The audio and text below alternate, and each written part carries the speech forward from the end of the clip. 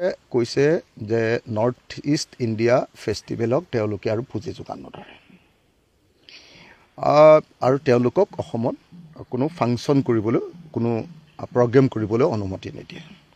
মই ভাবোঁ যে জুবিন গাৰ্গ মৃত্যু হোৱাৰ পাছত জুবিন গাৰ্গক পৰোক্ষভাৱে মৃত্যুৰ পিনে ঠেলি দিয়াৰ পাছত নৰ্থ ইষ্ট ইণ্ডিয়া ফেষ্টিভেলে এনেও মানে আৰু কোনোপধ্যে অসমত কোনোদিন অনুষ্ঠান কৰিব নোৱাৰে, এইটো নিশ্চিন্ত থাকক। সেইকাৰণে অসমৰ মুখ্যমন্ত্ৰীৰ এই ঘোষণা এটা প্ৰশাসনৰ বাহিৰে আন একো নহয়, এনে মানুহৰ ক্ষোভটোক খংটোক কমাবৰ কাৰণে কৰা এটা গিমিক বুলি যাক কয়, এটা চমকৰ বাহিৰে আন একো নহয়। গতিকে অসমৰ মুখ্যমন্ত্ৰীয়ে কওকে বা নকওকে অসমৰ ৰাইজে, অসমৰ যুৱ সমাজে, অসমৰ সংগঠনসমূহে, অসমৰ ৰাজনৈতিক দলবিলাকেই আচলতে কোনোপধ্যে কেতিয়াও এই অনুষ্ঠানটোক আৰু অসমত কেতিয়াও কোনো ফাংচন পাতিবৰ কাৰণে, কোনো ফেষ্টিভেল পাতিবৰ কাৰণে অনুমতি নিদিয়ে। গতিকে এই অনুষ্ঠানটো ৰাইজৰ ওচৰতে বেন হৈছে, চৰকাৰে বেন কৰক নকৰক সেইটো পিছৰ কথা। কিন্তু বাৰম্বাৰ দাবী জনাই থকাৰ পাছতো এতিয়ালৈকে কিয় হিমন্ত বিশ্ব শৰ্মাই এতিয়ালৈকে শ্যামকানু মহন্ত আৰু সিদ্ধাৰ্থ শৰ্মাক এতিয়ালৈকে গ্ৰেপ্তাৰ কৰা নাই কিয়? পৃথিৱীৰ য'তেই লুকাই নাথাকক লাগিলে শ্যামকানু মহন্ত আৰু সিদ্ধাৰ্থ শৰ্মাক গ্ৰেপ্তাৰ কৰিব লাগে। চাই আছিলে সেই সাগৰলৈ যোৱা, সেই সাগৰ নহয় আচলতে সেই জলৰাশি, মানে আচলতে ছিংগাপুৰ আৰু ইণ্ডোনেছিয়াক বিভক্ত কৰা যি জলৰাশি, সেই জলৰাশিক আচলতে আমি সকলোৱে বাধ্য কৰোৱা, তাত নামিবলৈ সেই ছিংগাপুৰৰ নাগৰিকসকলকো গ্ৰেপ্তাৰ কৰিবৰ কাৰণে মই দাবী জনাইছোঁ। দ্বিতীয় দাবীটো হ'ল যে অসমৰ মুখ্যমন্ত্ৰীক বাৰম্বাৰ কৈ থকাৰ পাছতো এতিয়ালৈকে CBI এনকুৱাৰী দিয়া নাই। আপুনি নিজে কওকচোন যে ফ্ৰী ডাইভিং কৰিছিলে, জুবিন গাৰ্গে তাত ফ্ৰী ডাইভিং কৰা বুলি কয় এইটোক, যিটোত এনেকৈ জাপ মাৰি পৰিছিলে যে আৰু তাৰপিছত সাঁতুৰি যায়, এইটোক ফ্ৰী ডাইভিং কৰা বুলি কয়। এই যে ফ্ৰী ডাইভ কৰা কামটোৰ কাৰণে আপোনালোকে নিশ্চয় জানে যে স্কুবা ডাইভিং আৰু ফ্ৰী ডাইভিং এই দুটা কৰিবৰ কাৰণে যিকোনো এখন সাগৰত বা যিকোনো এটা এনেকুৱা ডাঙৰ জলৰাশিত প্ৰথমতে এখন ফৰ্ম ফিল আপ কৰিব লাগে।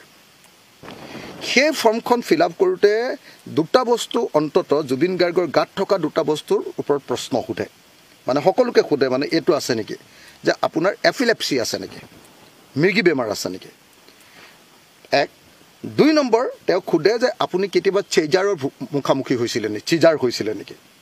যদি চিজাৰ হৈছিলে আৰু এপিলেপচি হৈছিলে তেতিয়াহ'লে প্ৰথমতে ডাক্তৰৰ ওচৰলৈ পঠিয়ায় আৰু ডাক্তৰে চাৰ্টিফিকেট দিলেহে তেতিয়াহে সাগৰত নামিব পাৰে। কিন্তু আশ্চৰ্যজনকভাৱে কোনোবাই মেনুপুলেট কৰি বা কোনোবাই 2 নম্বৰী কৰি জুবিন গাৰ্গক সাগৰততো নমালেই, সাগৰত নমোৱাৰ কথাটো বাদ দিয়ক আপুনি, তাৰ লগতে পৃথিৱীৰ ক'তো নোহোৱা নোপোজাকৈ, মানে কোনো পৰ্যটকে কেতিয়াও নকৰা নিচিনাকৈ আপোনাৰ কি কৰিলে, আপোনাৰ এইটো নিপিন্ধাকৈ, কি বুলি কয় এইটো, লাইফ জেকেট নিপিন্ধাকৈ তেওঁক খালী গাৰে সাঁতুৰিবলৈ ঠেলি দিয়া হ'ল। খালী গাৰে সাঁতুৰিবলৈ ঠেলি দিয়াই নহয়, তাৰপিছত যেতিয়া তেওঁ অসহায় হৈ পৰিছে তেতিয়া কোনেও তেওঁক হেল্প কৰিবলৈ যোৱা নাই। গতিকে এইটো এটা অত্যন্ত এটা ডাঙৰ ক্ৰিমিনেল কনস্পিৰেচি, এইটো এটা অত্যন্ত ডাঙৰ ক্ৰিমিনেল নেগলিজেঞ্চ, আৰু এইটো কালপেবল homicide বুলি কোৱা হয়, লিগেল ভাষাত কালপেবল homicide বুলি কোৱা হয়। কালপেবল homicideৰ এটা ঘটনা, ক্ৰিমিনেল কনস্পিৰেচিৰ এটা ঘটনা, ক্ৰিমিনেল আপোনাৰ নেগলিজেঞ্চৰ এটা ঘটনা, আৰু লগতে এইটো এজন মানুহক মৰিবৰ কাৰণে বাধ্য কৰাৰ এটা ঘটনা। গতিকে এইটো এটা বহুত ডাঙৰ এটা ক্ৰাইম, আৰু এই ক্ৰাইমৰ কাৰণে ইমিডিয়েটলি মানুহবিলাকক গ্ৰেপ্তাৰ কৰাৰ উপৰিও এই ঘটনাটো যে ছিংগাপুৰত আচলতে তেওঁ ফৰ্মখন ফিল আপ কৰিছিলে নে নাই, তাৰ অনুমতি কোনে লৈছিলে, সাগৰৰ কোনখন হোটেলত আছিলে, খাওঁতে কেনেবাকৈ বিষক্ৰিয়া হ'ল নেকি, এই আটাইবিলাক পৰীক্ষা কৰিবৰ কাৰণে অসমৰ CID গৈ ছিংগাপুৰত এইবিলাক পৰীক্ষা নিৰীক্ষা কৰিব পাৰিব নেকি আপুনি কওক? এইবিলাক পৰীক্ষা নিৰীক্ষা যদি কৰিবলৈ হয় ভাৰতবৰ্ষৰ সৰ্বোচ্চ তদন্তকাৰী সংস্থা CBI তদন্ত দিব লাগিব। কিন্তু মুখ্যমন্ত্ৰী হিমন্ত বিশ্ব শৰ্মাই মুখেৰে কৈ আছে কিবা কিবি কথা জুবিন গাৰ্গৰ বিষয়ে পজিটিভ, কিন্তু এতিয়ালৈকে যিসকলে জুবিন গাৰ্গক মৃত্যুৰ কাৰণে ঠেলি দিলে তেওঁলোকৰ ওপৰত এটা CBI তদন্ত ঘোষণা কৰাৰ ক্ষেত্ৰত তেওঁ এতিয়ালৈকে অপাৰগতা প্ৰকাশ কৰি আছে। এই অপাৰগতাৰ কাৰণটো কি? কিয় হিমন্ত বিশ্ব শৰ্মাই জুবিন গাৰ্গৰ মৃত্যুৰ ওপৰত CBI তদন্ত দিব খোজা নাই? There is something rotten in the state of Denmark নেকি? কিবা এটা ঘটনা চৰকাৰৰ লগতো জড়িত হৈ আছে নেকি? যি কাৰণত জুবিন গাৰ্গৰ মৃত্যুৰ ঘটনা CBI তদন্ত ঘোষণা কৰিবলৈ বাৰম্বাৰ কৈ থকাৰ পাছতো এতিয়ালৈকে CBI তদন্ত ঘোষণা কৰা নাই কিয়? সেইকাৰণে এই মুহূৰ্তত ৰাইজৰ দলৰ সভাপতি হিচাপে, শিৱসাগৰৰ বিধায়ক হিচাপে আৰু অসমৰ মানুহৰ কাৰণে সদায় কাম কৰি থকা এজন সংগ্ৰামী যুঁজাৰু হিচাপে মই অসম চৰকাৰক দুটাই দাবী কৰিছোঁ। এক নম্বৰ দাবীটো হ'ল যে জুবিন গাৰ্গৰ মৃত্যুৰ কাৰণে জগৰীয়া অভিযুক্ত শ্যামকানু মহন্ত আৰু সিদ্ধাৰ্থ শৰ্মাক অনতি বিলম্বে গ্ৰেপ্তাৰ কৰাৰ ব্যৱস্থা কৰিব লাগে। পৃথিৱীৰ য'তেই নাথাকক লাগিলে নিগনিৰ গাঁতত সোমাই থাকিলেও তেওঁলোকক ধৰি আনি তেওঁলোকক তদন্তকাৰী সংস্থাৰ হাতত চমজাই দিয়াৰ ব্যৱস্থা কৰিব লাগে। নম্বৰ 1। নম্বৰ 2, তদন্ত অসম চৰকাৰৰ CIDয়ে কৰিব নালাগে। অসম চৰকাৰে কৰিব নোৱাৰে, কাৰণ ইতিমধ্যে হিমন্ত বিশ্ব শৰ্মাই সিদ্ধাৰ্থ শৰ্মাক পোৱাৰ পাছতো তেওঁক গ্ৰেপ্তাৰ কৰিব নালাগে বুলি অসম পুলিচক কৈ দিলে।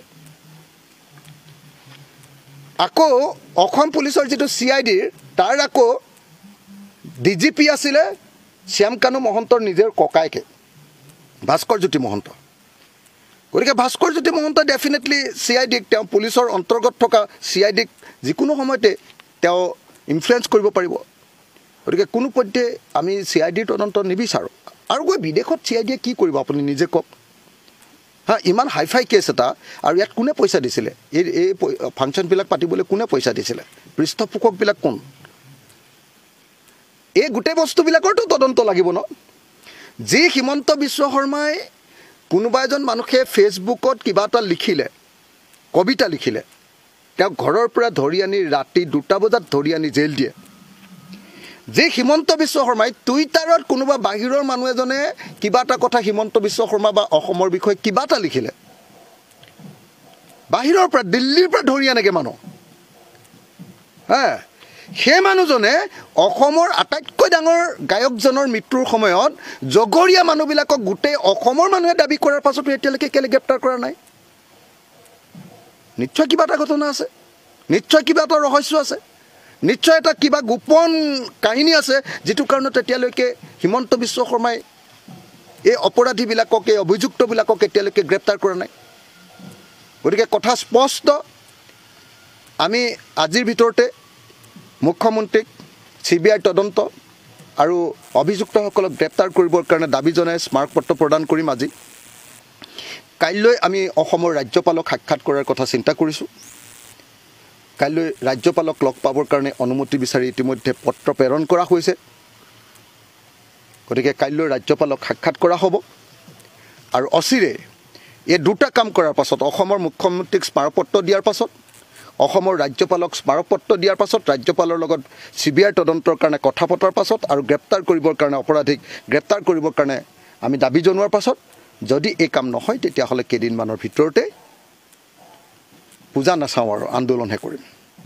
উপায় নাই, প্ৰতিবাদহে কৰিম, প্ৰতিবাদী কাৰ্যসূচী গ্ৰহণ কৰিম। গতিকে মই অতি সোনকালে অসমৰ মুখ্যমন্ত্ৰী ডাঙৰীয়াক আহ্বান জনাইছোঁ, যদি ঘটনাত আপুনি লেটিপেটি হ'ব নালাগে, যদি আপুনি ঘটনাত লেটিপেটি হৈ থকা নাই, আপোনাৰ যদি প্ৰত্যক্ষ বা পৰোক্ষ কোনোবা পৃষ্ঠপোষকতা আপোনাৰ এই ঘটনাত নাই, তেতিয়াহ'লে অনতি বিলম্বে এই অভিযোগকাৰীসকলৰ ওপৰত গ্ৰেপ্তাৰ কৰাৰ ব্যৱস্থা কৰক, শাস্তিমূলক ব্যৱস্থা কৰক, আৰু লগতে CBI তদন্ত আজি বা কাইলৈ ভিতৰত ঘোষণা কৰক। নহ'লে কিন্তু আমি আন্দোলনৰ কাৰ্যসূচী গ্ৰহণ কৰিবলৈ বাধ্য হ'ম।